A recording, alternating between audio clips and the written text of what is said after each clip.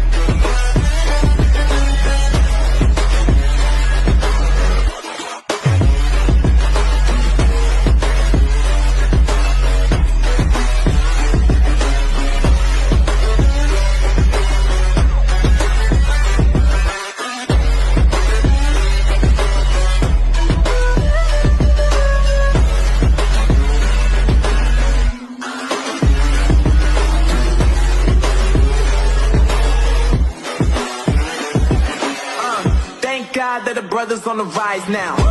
Endless celebrations all in my house. Levitating now, I'm super duper fly now. London boy, but they see where I reside now. Put the time in while you always yelling time out. You have to quit it, cause I know I'm coming with it. You were sitting, you were wishing I was handling my business. Now I got the ball like Harry Potter playing Quidditch. And my business is humongous, you would think that happens in it. Oh man, I'm all that, yeah, I'm all that.